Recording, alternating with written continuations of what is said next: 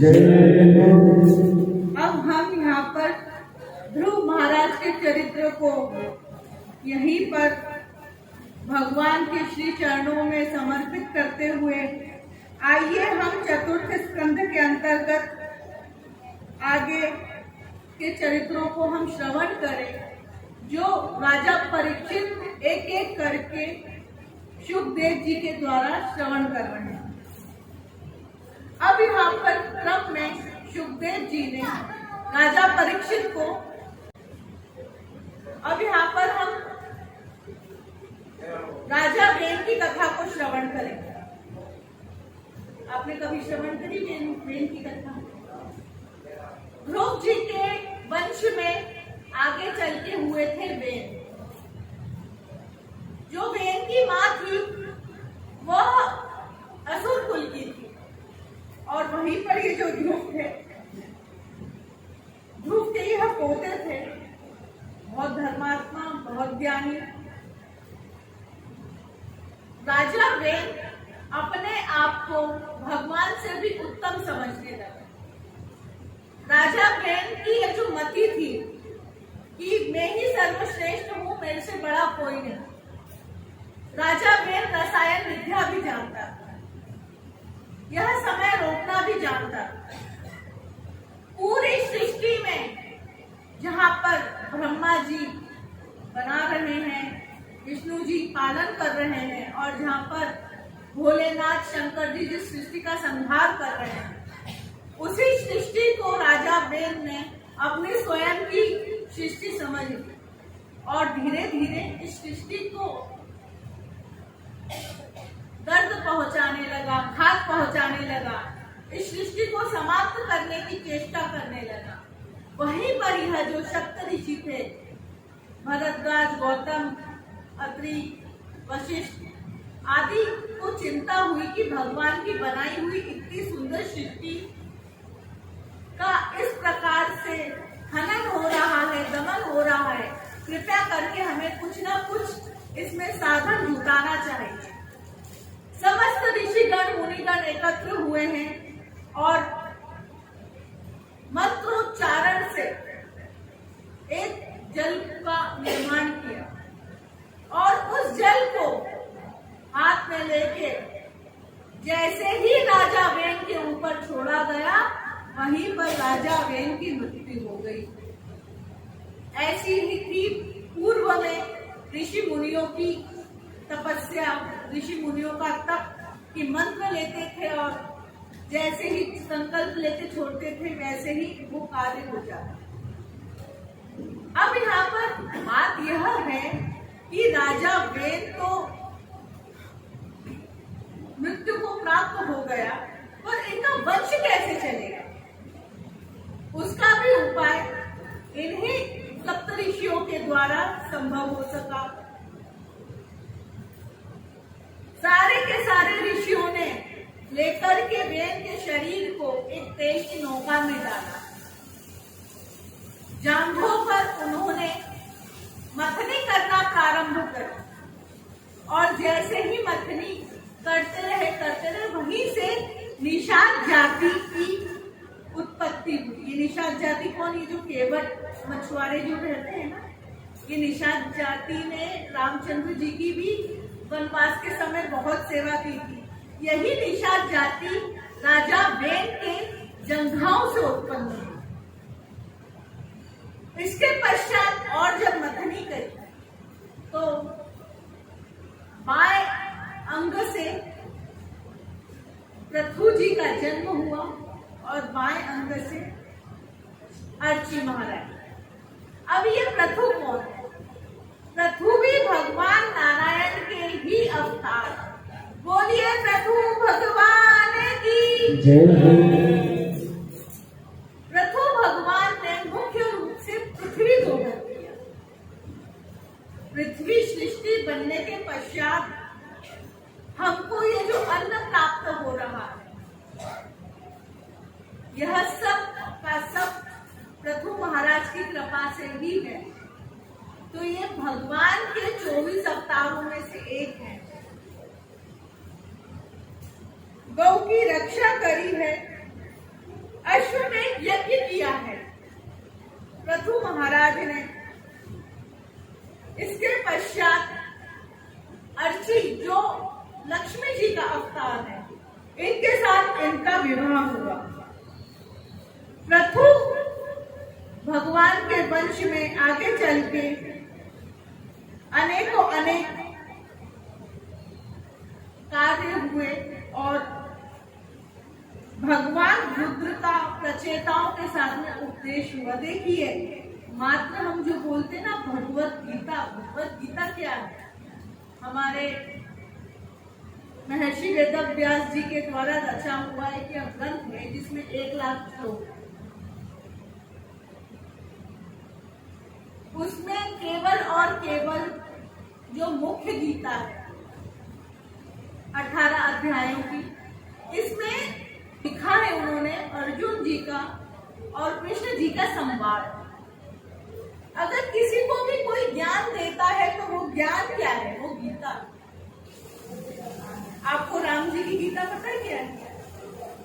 आपने कभी रामचरितमानस अंतर्गत नवदा भक्ति को श्रवण किया?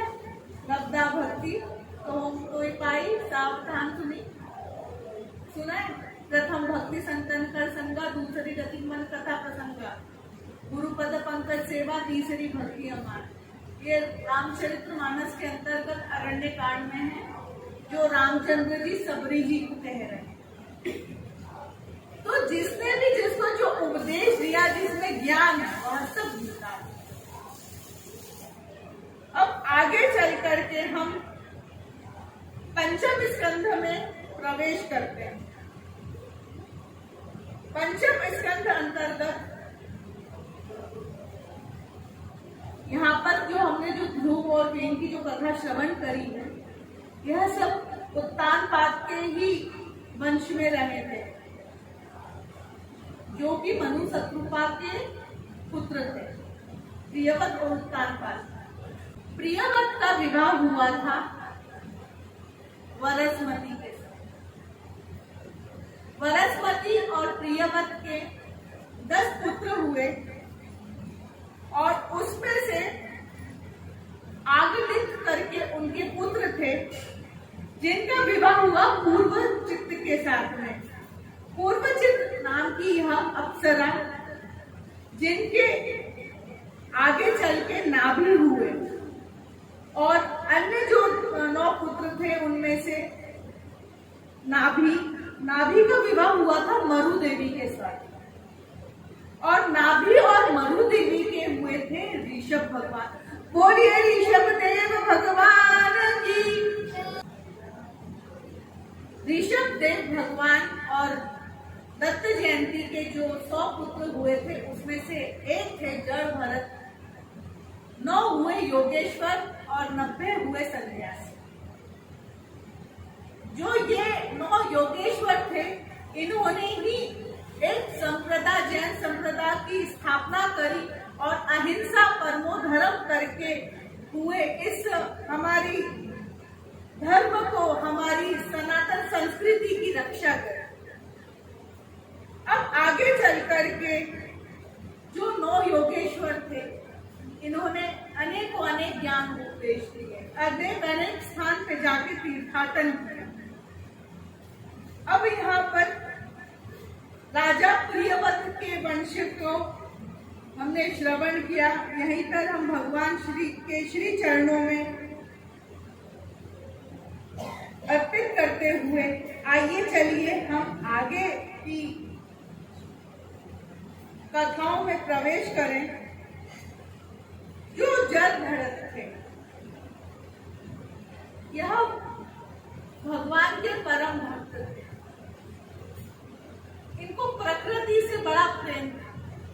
एक समय की बात थी, किसी राजा ने उन्हें किसी खेत की रखवाली करने के लिए, तो जो जड़ भरत थे वह अपनी मस्ती में, अपनी भक्ति में इतने मस्त थे कि उनको अपने वातावरण का पता ही नहीं चला। और खेतों में चिड़ियाएं आती, दाना चुग के जाती, तो जड़ भरत जी कहते, राम जी की चिड़िया, राम जी का खेत, खाए जा चिड़िया भर भर के। देखो, दाने दाने पे लिखा है खाने वाले का। आप अगर कोई धन लाते हो, उससे अन्य लेते हो, अन्य को कब तक आप संभाल के रखोगे? एक फल है, केले की अवधि रहती है 3 दिन, सेब की अवधि रहती है 10 दिन, पपीते की अवधि रहती है 2 दिन। यह तो जो प्रकृति ने हमको यह जो वस्तुएं, फल आदि जो दिए हैं, ये हमको हमारे आहार के लिए तो दिए हैं। इनका जो रस है, ये हमको शरीर में अनेकों प्रकार की ऊर्जाएं देता है, ताकि हम किसी प्रकार से रोगी ना हो। जो ये अन्न है, ये अन्न हमको कहाँ से प्राप्त है? भगवान की सृष्टि में ही है। अब आगे चल करके जड़ भरत जी की जो भक्ति है, उनकी लीलाओं को अगर हम श्रवण करें तो यह भी हमें पास समय कम बचेगा। अब यहाँ पर आगे चल के विभिन्न वर्षों का बताया। अलग अलग वर्ष होते हैं, ये नहीं कि ये 2021, 2022। अब ये बने कैसे हैं? देखिए, 2 परमाणु मिलकर के एक अणु बनता है, जिसको एटम कहते हैं विज्ञान की भाषा में। 2 परमाणु मिलकर के एक अणु बनता है। 3 अणु मिलकर के एक त्रसेणु बनता है। और जो झरोखे में से होकर के आई हुई सूर्य की किरण की प्रकाश में हमको उड़ते हुए दिखते हैं ना, देखा है कभी? किसी सूर्य की किरणों में बारीक बारीक धूल पार्टिकल्स दिखते हैं, अपन क्या बोलते हैं कि धूल खूब उड़ रही है। कभी आपने देखा है ये? सूर्य की किरणों में बारीक बारीक से हमको धूल दिखते हैं। तो वह 3 त्रसेणु को पार करके जितना समय लगता है, उससे एक त्रुटि बनती है, और इससे 100 गुना काल वेद कहलाता है। 3 वेद मिलकर के एक लव होता है, और 3 लव मिलकर के एक निमेष होता है। 3 निमेष होकर के एक क्षण होता है, और 5 क्षण की एक काष्ठा होती है। 15 काष्ठा का एक लघु होता है, और 15 लघु की एक नाड़िका होती है। 2 नाड़िका मिलकर के एक मुहूर्त बनता है, और 6 या 7 नाड़िकाओं में से एक प्रहर होता है। यह याम कहलाता है, जो मनुष्य को दिन रात का अनुभव करवाता है। तो 4 प्रहर प्रातः की और 4 प्रहर रात्रि। पहली प्रहर प्रातः 4 बजे से लेकर के 7 बजे तक। फिर मध्याह्न समय क्या? प्रातः 7 बजे से लेकर के 10 बजे तक। हम बोलते ना मध्याह्न भोजन, क्यों कहते हैं? मध्याह्न भोजन का अर्थ क्या है? हमारे ग्रंथ, हमारे ऋषि मुनि कहते हैं कि हमें मध्याह्न के समय कुछ ना कुछ आहार, अल्पाहार ले लेना ही चाहिए, जो समय 7 बजे से 10 बजे के मध्य रहता है। इसके बाद की प्रहर प्रातः 10 बजे से लेकर 1 बजे, और फिर सायं समय कब तक? दिन में 1 बजे से लेकर के 4 बजे तक। हम वो स्तुति कौन सी करते? सायं काल पठे नर, सौराष्ट्र सोमनाथ में सायं जो समय है, वो दिन में 1 बजे से लेकर के 4 बजे। इसमें भगवान का कीर्तन जरूर करना चाहिए।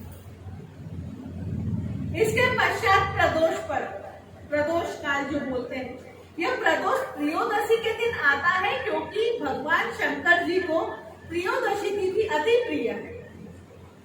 इसलिए हम उस दिन प्रदोष काल के समय उनका हम पूजन विशेष करते हैं। प्रदोष काल रहता है प्रतिदिन 4 बजे से लेकर 7 बजे के बीच, और इसी मध्य में शंकर जी का पूजन जरूर करना चाहिए। इसके बाद की प्रहर शाम के समय 7 बजे से लेकर के रात्रि 10 बजे तक, और रात्रि की जो हम माता जी की जो ज्योत स्थापित करते हैं वो रात्रि को 10 बजे करते हैं, 10 बजे से लेकर रात्रि 1 बजे तक। और जो उषा नाम की जो प्रहर है वह रात्रि को 1 बजे से लेकर 4 बजे तक। मैं आपको एक बात बताना चाहती हूँ, दिवाली, नवरात्रि, शिवरात्रि, अहोरात्रि, कुछ ऐसी रात्रियां हैं जिसमें रात्रि के समय करा हुआ कार्य सिद्ध होता है। हम दिवाली की पूजन सुबह क्यों नहीं करते, शाम को क्यों करते? नवरात्रि में पूजन रात्रि को करना चाहिए, पर हम दिन में ही व्रत करेंगे, दिन में ही सब कुछ कर लेंगे, रात्रि को सो जाएंगे। नहीं, वह जो 9 दिन होते हैं विशेष करके जागरण के लिए रहते हैं, क्योंकि यह जो नवरात्रियां होती है यह मौसम बदलती है। अभी जिस प्रकार से वर्षा ऋतु है, वर्षा ऋतु के विश्राम होते ही जाड़े का मौसम आएगा, शीत मौसम आएगा, शरद ऋतु आएगी। तो यह जो ऋतु को बदलने की प्रक्रिया है नवरात्रि करना, तो इसलिए हमको इसमें कम आहार खाना चाहिए, फलाहार लेना चाहिए, ज्यादा से ज्यादा कीर्तन करना चाहिए ताकि हमारा स्वास्थ्य ठीक रहे।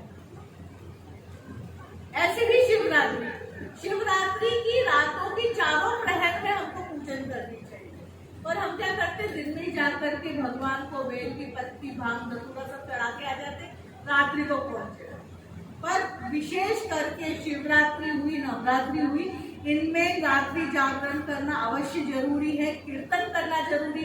आप अपने आध्यात्मिक ऊर्जाएं बढ़ाएं। आध्यात्मिक ऊर्जाएं को जब आप बढ़ाते हो तो आपको किसी प्रकार की कोई नकारात्मक ऊर्जाएं आपको कोई कष्ट नहीं देगी। दक्ष की जो कन्याएं जिनका विवाह कश्यप ऋषि के साथ में हुआ था, उनका क्रम कुछ इस प्रकार है, और उनसे होने वाले उनके पुत्र और पुत्रियां। सर्वप्रथम जो कश्यप ऋषि की पत्नी थी उनका नाम था अदिति। अदिति से समस्त देवता गण हुए, इंद्र आदि देवता, आदित्य गण जितने भी सब अदिति के द्वारा हुए। और आगे चल करके आज एक और अवतार होने वाला है भगवान का वामन अवतार, तो हम उसके बारे में भी इसमें हम श्रवण करेंगे। और दीदी थी, दीदी से हुए दैत्य, दनु से हुए दानव जन, और काष्ठा से हुए अश्वगण। आप ये देखते हैं खच्चर, घोड़ा, जेब्रा, ऊंट, ये किनसे हुए हैं? ये हुए काष्ठा नाम की पत्नी से। और अनिष्ठा से हुए हैं समस्त गंधर्व गण। गंधर्व गणों का कार्य था इंद्र की सभा में केवल और केवल गायन करना। और सुरसा से हुए समस्त राक्षस गण। तो आपको मैं एक संशय है वो मैं आपको स्पष्ट कर देना चाहती हूँ। दैत्य अलग है, दानव अलग है, और राक्षस अलग है। दैत्य, दानव, राक्षस और असुरगण ये सबके सब अलग है। आपने यह जो रामचरितमानस के अंतर्गत एक चौपाई श्रवण करी होगी, जैसे जैसे सुरसा बदन बढ़ावा, सुरसा नाम राक्षसी एका। तो ये राक्षसी क्यों? क्योंकि इनके समस्त पुत्र राक्षस हुए। इला से समस्त हमको वृक्ष प्राप्त हुए हैं। इला नाम की जो कश्यप पत्नी थी, ये वनस्पतियों के और जितनी भी हमारी लताएं पताएं हैं, आम फल देने वाले जितने भी वृक्ष हैं, पीपल, बरगद, ये सब इला के द्वारा हमको प्राप्त हुए। मुनि से हुई है समस्त अप्सराएं गण, और सुरभि करके जो इनकी पत्नी थी कश्यप जी की, इनसे हुई है समस्त गौ और महिष गण। ऐसे ही ताम्रा से हुए सब शयन गण जो जल जंतु है, जल में रहने वाले जंतु, ताम्रा नाम की पत्नी से प्राप्त हुए। और यहीं पे विनता और पद्म गरुड़ और अरुण, और कद्रू से हुए हैं समस्त नागगण। अब आपको एक ये बहुत ही सुंदर कथा है, मैं आपको श्रवण करवा रही हूँ। कद्रू जो देवी है, कद्रू जो माँ है, वो समस्त नागों की देवी है। और नाग कितने प्रकार के हैं? 1000 प्रकार के। कुछ के नाम तो हमको श्रवण है, जैसे अभी ये तक्षक नाग, भगवान का शेषनाग, वसुकी नाग जिसको मथनी बनाई थी। एक आजकल अगर हम देखे जाए तो एनाकोंडा, कोबरा, कौन कौन से अलग अलग प्रकार के स्नेक नहीं होते, तो कितने प्रकार के जो जितने भी सर्प हैं, इनकी माँ है कद्रू। एक समय की बात थी, कुछ तप के प्रभाव से जो विनता थी कश्यप पत्नी, वो गर्भ धारण करती है।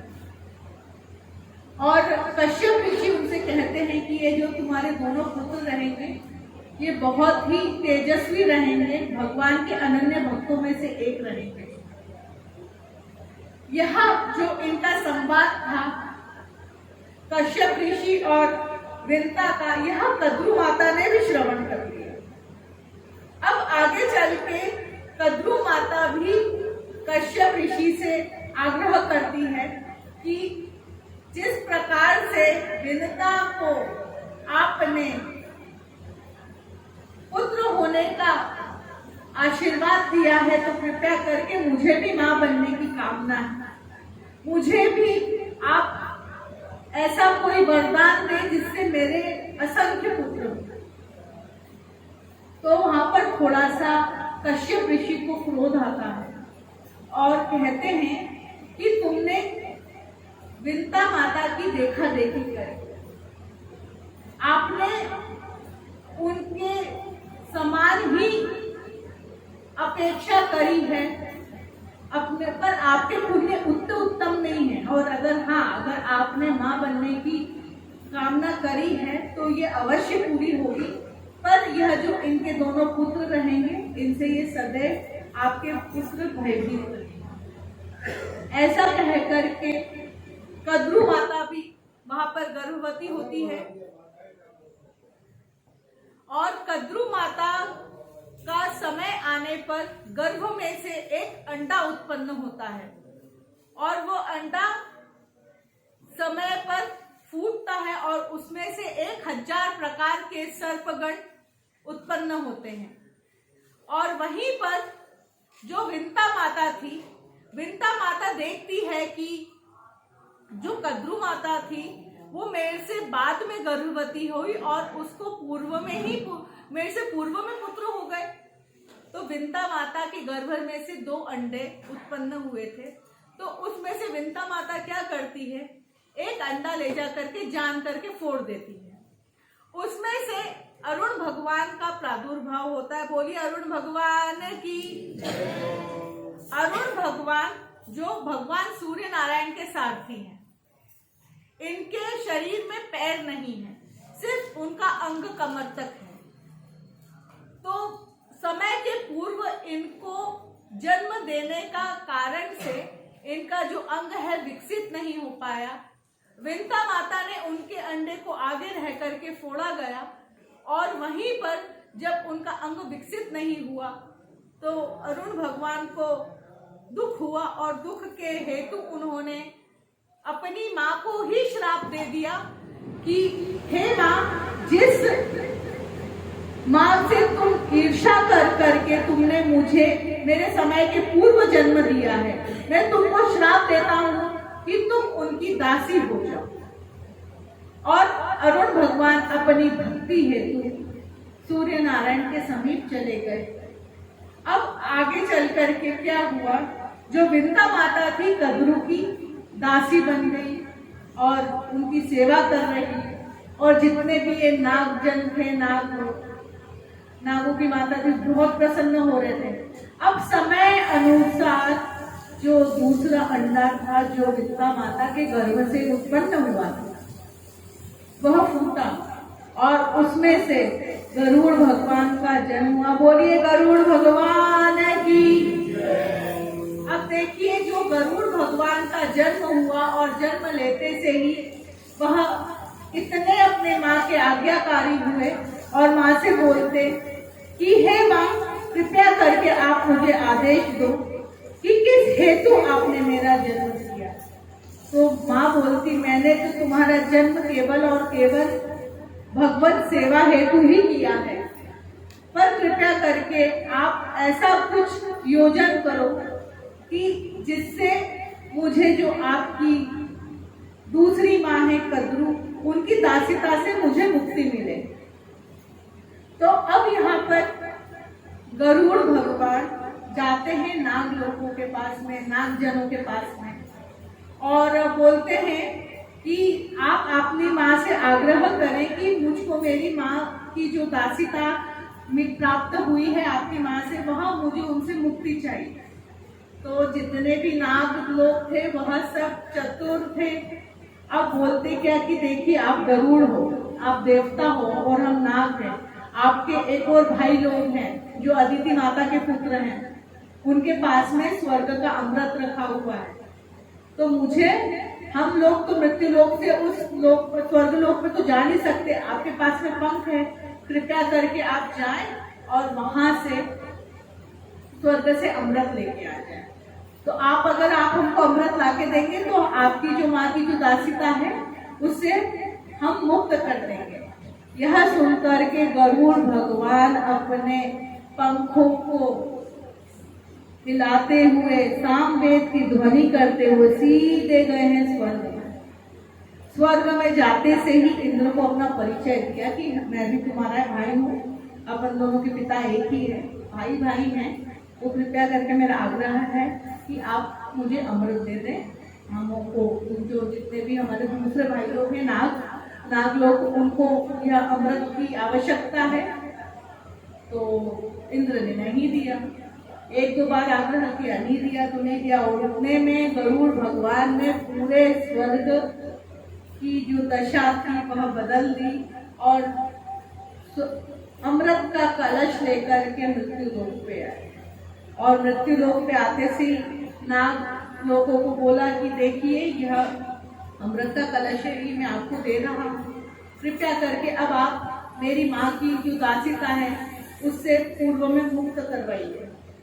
तो वहां पर वृंदा माता कद्रू माता की दासिता से मुक्त तो हो गई। अब यहाँ पर अमृत देने के पूर्व नागों को गरुड़ भगवान कहते हैं कि देखिए, तुम नाग लोगों को पता नहीं कितने कीट पतंग और ऐसी ऐसी वस्तुओं का आहार करते हो जिससे तुम अपवित्र हो गए हो। अमृत जैसी पवित्र वस्तु को पाने के लिए सर्वप्रथम आप जाकर के स्नान करो। और यहाँ पर होता यह है कि गरुड़ भगवान समस्त नाग लोगों से कहते हैं कि ये कुसा आसन सबसे पवित्र है, इस पे मैं यह अमृत कलश रख देता हूँ, आप लोग जब स्नान करके आओगे तो इसमें से अमृत पा लेना। अब पीछे से इंद्र देवता भी गरुड़ भगवान का पीछा करते करते करते मृत्यु लोक पे आ गया और समस्त नागजन चले गए थे स्नान करने के लिए। अवसर पाकर के इंद्र देव ने वह अमृत कलश उठा करके पुनः स्वर्ग को चले गए। अब यहाँ पर जब बहुत विलंब के बाद नाग लोग नहा धो करके मस्ती के भी, कोई भी बच्चा उनको अपने स्नान करने को बोले तो जल्दी से तो स्नान नहीं करता, पानी में बहुत देर तक छपर छपर करेगा, नहाएगा, टाइम लगेगा। तो ऐसे नाग लोग थे, नाग जनों को इतना समय लग गया और आके देखा तो वह अमृत कलश गायब। क्रोध करते हुए गरुड़ भगवान के पास गए और कहा कि अमृत कलश कहाँ है। तो गरुड़ भगवान ने कहा कि देखो, मेरा कार्य था आपको अमृत कलश लाके देना, ये रक्षा करना नहीं करना ये सब आपके ऊपर। हम कहते हैं ना कि हाँ हमने तो लाके दे दिया, आपको इसका प्रयोग करना नहीं करना आपके ऊपर है। प्राय हमारी ये भाषा रहती है। तो इसी प्रकार से आगे चल करके जब सर्प जनों ने आपस में चर्चा करी है, बोले कि अच्छा तो अमृत जो था वो इंद्र वापस ले गया है, ये कुसा के ऊपर रखा था तो जरूर इस पे छींटे पड़े होंगे।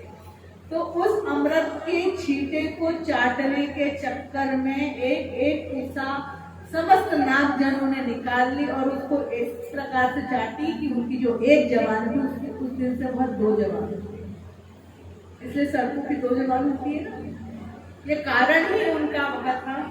तो इस इतने सुंदर प्रसंग को यहीं भगवान के श्री चरणों में समर्पित करते हुए आइए हम दक्ष की उन कन्याओं के बारे में श्रवण करेंगे जिनका विवाह हुआ था धर्म के साथ में, और इनके हम पुत्रों के नाम भी हम श्रवण करेंगे। दक्ष प्रजापति की वह कन्या जिनका विवाह धर्म के साथ हुआ था वह थी श्रद्धा। श्रद्धा के पुत्र हुए शुभ, मैत्री का जिनके पुत्र हुए प्रसाद, दया, दया के पुत्र हुए अभय, शांति का जिनके पुत्र थे सुख, तुष्टि, तुष्टि के पुत्र थे मोद, पुष्टि के पुत्र थे गर्व, क्रिया के पुत्र थे योग, उन्नति के पुत्र थे दर्प, बुद्धि के पुत्र थे अर्थ, मेधा की जो पुत्री थी उनका नाम था स्मृति, और लिज्जा इनके पुत्र थे प्रशय। और धर्म का जब विवाह मूर्ति के साथ हुआ, मूर्ति नाम की दक्ष कन्या से, तो इनको एक पुत्र हुए जो कि 2 स्वरूप में थे। बोलिए नर नारायण भगवान की जय। नर नारायण, यहाँ नर भी है नारायण भी है। जब आप बद्रिका धाम जाते हैं तो आपको 2 पर्वत श्रृंखलाएं दिखती हैं। जो बीच में से रास्ता गया है ना बद्रिका धाम के लिए, तो एक तरफ नर पर्वत है और एक तरफ नारायण पर्वत है। दोनों ने मिलकर के भगवान शंकर जी की आराधना करी थी और कुछ बल प्राप्त किया था असुरों का उद्धार करने हेतु। इस प्रकार से आगे चल के दक्ष की कन्या रति जिनका विवाह हुआ था कामदेव के साथ। अब कामदेव जो थे चंचल तो थे, क्या हुआ एक बार भगवान शंकर जी की समाधि को भस्म करने के लिए समाधि को तोड़ने के प्रयास से गए और स्वयं ही भस्म हो गए। और स्वरूपा नाम की जो कन्या थी इनका विवाह हुआ था भूत के साथ में, और सती का विवाह हुआ था शिव के साथ में, स्वाहा का विवाह हुआ था अग्नि के साथ, स्वधा का विवाह हुआ था पितरियों के साथ। इस प्रकार से यह दक्ष कन्याओं का हमने चरित्र को सुना और यहीं पर यह श्री भगवान के चरणों में समर्पित करते हुए आगे चल के इसमें समुद्र मंथन की कथा है। समुद्र मंथन में सर्वप्रथम क्या निकला था? क्या निकला था समुद्र मंथन? किसको याद किया था? अच्छी चीज के लिए तो देवता याद आएंगे और बुरी चीज के लिए महादेव के। भोले भंडारी है ना, आप उनको जो समर्पित करोगे वो चुपचाप प्रेम से ग्रहण कर ले। जब आप घर में दाल बनाते हो तो दाल को एक बार देखते हो ना कि कहीं कंकड़ अंकड़ तो नहीं है, दाल में कुछ काला तो नहीं है। तो सर्वप्रथम जब समुद्र मंथन किया गया ना, उस समय सर्वप्रथम जो गंदी चीज थी, विषैली चीज थी, हलाहल विष, वो निकला। इसके पश्चात निकली कामधेनु। अब कामधेनु किसके पास गई? ब्राह्मण। यहीं पे उश्रवा नाम का एक घोड़ा जो देवताओं के पास गया, ऐरावत हाथी ये इंद्र के पास गया, कौस्तुभ मणि भगवान विष्णु जी ने ग्रहण करी, कल्प वृक्ष जो कि स्वर्ग की शोभा बढ़ा रहे थे। एक समय की बात थी, रुक्मणी जी के लिए भगवान स्वर्ग से इंद्र के यहाँ से पुष्प लेके आ गए। सत्यभामा को देख करके बड़ा क्रोध हुआ और उनसे आग्रह करने लगे। तो सत्यभामा के आग्रह पर वह कल्प वृक्ष स्वर्ग से इस मृत्यु लोक में लाए, और लाए भी तो ऐसे लाए थे कि वृक्ष तो पूरा का पूरा सत्यभामा के हाथ में लगा दिया, और उसके फूल कहाँ थे? रुक्मणी के आंगन में गिर रहे थे। देख, कल्प वृक्ष का मतलब आप इसके नीचे बैठ करके जो भी काम करो, जो भी सोचोगे ना, वो सिद्ध होगी।